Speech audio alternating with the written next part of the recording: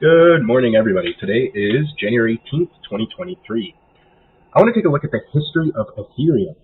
Now, Ethereum, as we all know, is the second largest by market cap cryptocurrency in the whole crypto space, and it's been around since exactly, well, this chart actually doesn't have the full data, but 2013 was the first release of the white paper. And as we know, the first sale which was established by the Ethereum Foundation, was held in 2014. Now, in this chart is a weekly logarithmic chart. So as you can see, log scale and weekly time frame.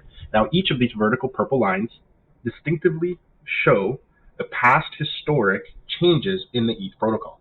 Now, the first one here in July 20th, 2016, was the DAO fork, which was a response to 2016 DAO attack. For those of you that don't know, Ethereum was actually attacked, short-term held, but it caused the Ethereum Foundation and the developers to get together and change the fork, which is basically moving one version of the chain to another, stopping and limiting that attack from causing more catastrophic error. But as you can see, that obviously caused the price to go down. But people are value investors, value seekers. In 2016, people that accumulated here were laughing by the end of 2017. Another great upgrade that happened, or fantastic upgrade that happened, it was the Byzantine reduced block size by half. So I believe the block size actually decreased from 6 to 3. And this obviously allowed a lot of hype and carry through into the blow off top. But then we experienced a 2018 crash held by the ICOs. I mean, a lot of us have been a part of that. I actually started investing around here. So that definitely hurt all. The period of building. So right here, we had a period. Sorry, I don't know why my mind is but this was like an accumulation phase called, the memes back in the day where it was like, nobody cares, just keep on building. Or even today, I guess we're saying that, right? We're in a similar phase here. But that basically came from this period because this was a winter. We did not see any extensive high prices or low prices. It was more like a tight range in terms of the weekly aspect. Now, if you turn it into the 4 hourly or the daily, you'd be like, holy crap, it rose this much, it decreased this much. But in terms of the weekly scale, the entire history of Ethereum, we were in a tight range for over a year. Now, let's talk about more important upgrades recently. We had a Beacon Chain Genesis upgrade, which is basically paving the way for the merge and for other key upgrades leading up to the merge. We had the Berlin hard fork, which was a really big monumental step. And as you can see, the price temporarily rose because of it, but then came back down. And we had a London EIP 1559. Now, this is when the burning mechanism was implemented. This is a very important upgrade. I would say that apart from the merge, it is the second most important upgrade of Ethereum history. And this basically made it so that every single transaction, a portion of that transaction, would be permanently burned, which would increase the longevity of and the intrinsic value of the network. Now, the Paris merge that just happened right here on this day is absolutely significant. But before we go on into more details about the significance of the merge, as you know, your favorite YouTuber has been talking about it for a very long time, I would like to point your attention to the logarithmic regression that I personally have built to view this market and Ethereum's history, price history. So as you can see in this band, we have periods of accumulation, very good accumulation, medium term, like it's fair value, and overextension, right?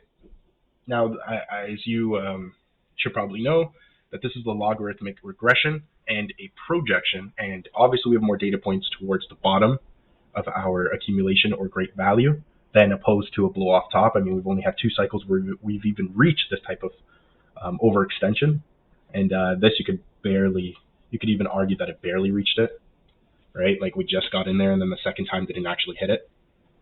But nonetheless, we care about the bottom value-seeking accumulation phases. But one thing that I want to point to you is that we've hit the bottom purple regression line 2 past times.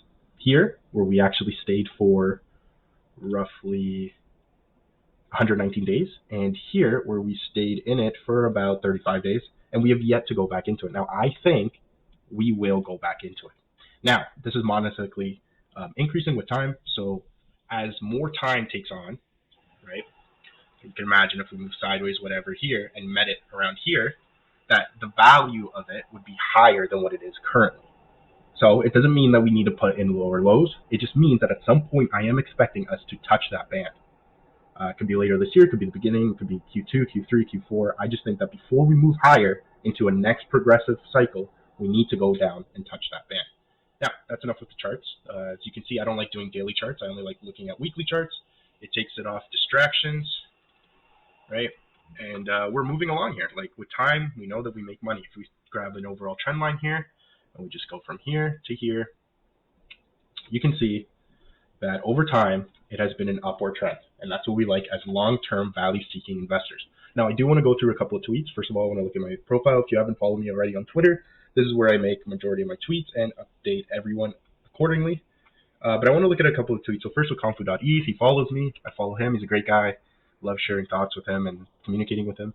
But I just want to read this nice quick thread by Confu. He has way more content on his Twitter, so go ahead and go follow him. Great guy. So I'm predicting an increase in ETH validators. He did correct himself. Post-withdrawal, Shanghai, as many will sweep off the rewards and funnel right into more validators. Now, the reason why I agree with this and why here I'm going to give it a like and why I think it's a beautiful tweet is because it is so true. Once institutional interest and more serious players with like large stakes understand and see that the Shanghai upgrade has actually been successfully implemented, they would be okay with adding more capital, first of all, if they haven't already, or B, referring others to this rate.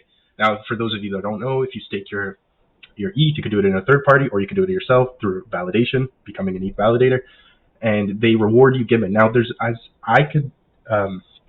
I previously have researched and understood, is that as more users remove their staked ETH from the pool or from like all the node operating validators, the yield actually increases. Now, it could be incorrect. I don't know if that's for sure, but I think I've seen the Daily Gwei talk about that.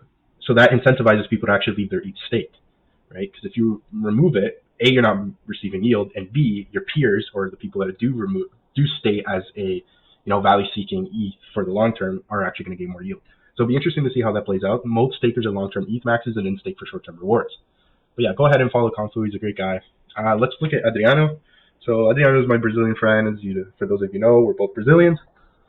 And so his tweet is, Ethereums have been predicting for years that Ethereum is foundation for a global financial system, the future of finance. That means it's a global system and that every major financial institution and all levels of economic participants will be using ETH. Now, I want to read this thread just quickly. So that includes all TradeFi incumbents like JP Morgan. There's also no question that stablecoins pegged on fiat currencies will be regulated. There's no way around it. So that is a key point that I'm trying to more and more understand, is that regulation is needed. We need first regulation on stablecoins, and then eventual regulation, whether it's through SEC or through commodity regulation, which is, I don't even know, I'm blanking on what that organization is that does regulate commodities.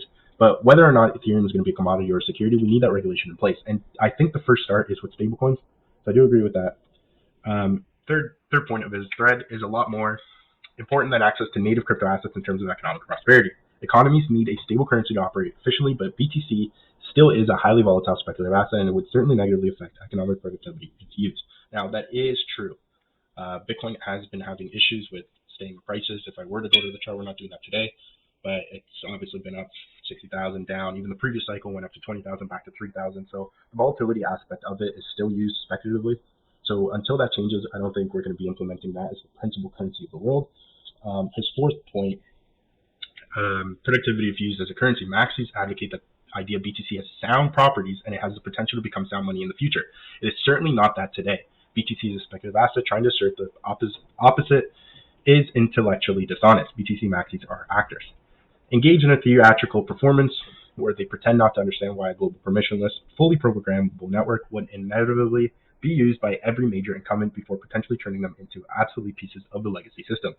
And his sixth point, BTC in its current form is not capable of doing the same things Ethereum can, but simply building layers on top of that fully preserve the properties of BTC's L1. In terms of fundamentals, ETH is miles ahead of BTC, and this is true because ETH has already implemented a good validation staking method and a good burning mechanism, which is key for all of this. In terms of developing and including the world as intrinsic value and as the asset that provides the risk-free yield of the internet. Now that's huge. In terms of fundamentals, ETH is miles ahead of BTC. ETH's biggest risk factor, the merge, was executed flawlessly, which is insane. Like everybody was saying, oh, the merge won't work. Look at the price crash before or after the merge. Well, the merge happened and it was successful, and it actually did a really well damn job out of it.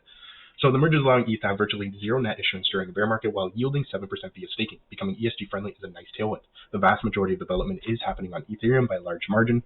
Reputable and valuable brands are integrating the products and services with Ethereum. Meanwhile, BTC has underperformed ETH during the bear trend, and it's still relying 98-99% of issuance to finance decentralization via proof of work. BTC will have to change if it wants to have a chance to survive ETH endgame. Beautiful thread. Give Adriano a follow if you guys don't have one. And then ultrasound mining also follows me. Is cap supply BTC sound? This is more of a meme. Decreasing supply ETH is ultrasound. So we have a cap BTC and a decreasing supply. So I want to point you guys to my last few section of this video, which is that ETH is finally, well, not finally, but once again, ultrasound, meaning that the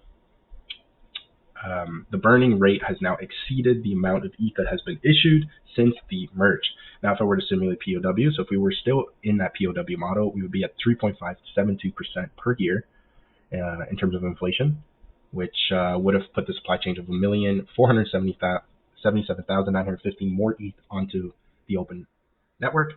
But since the burn, we're actually at a negative issuance. So that's what it means as in being ultrasound, is that as we continue to burn more, the net supply of ETH will be less than the given day, than the issuance of the given day, therefore being deflationary.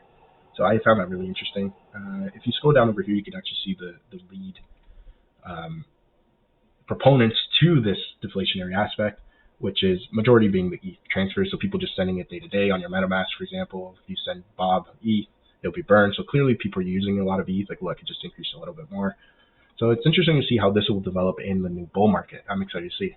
Now, my only concern for this year, well, multiple concerns for this year, is that the monetary policy and the current economic factors, both macro and micro, are changing at a rapid rate. And it's actually no longer how it used to be with an expansionary cycle. It's more of a contractionary cycle.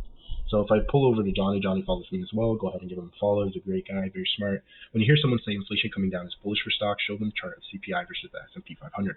This market has a long way to go before the Fed's 2% inflation target. So as you can see here with this chart, look at 2020 here with the COVID crash. So the S&P 500 directly falls down with the CPI of all urban consumers. So the idea of reaching a 2% target for the CPI, which we know it's at 6.5%, just came out a few weeks ago, I think last week, means that the S&P 500 needs to go down a lot more. And as you know, crypto is positively correlated with the traditional finance space. So if the S&P 500 needs to go a lot more down to reach a 2% target, then you can imagine that Bitcoin and other cryptos will go down even further. So that's the only thing I'm worried about. But yeah, guys, give me a follow, comment, any questions, anything. I love this space. I truly love being a part of the informational space behind crypto all the time. So I'm going to try to be uploading more of these videos. But thank you for your time. I wish you guys all the best and have fun. Follow below on our journey.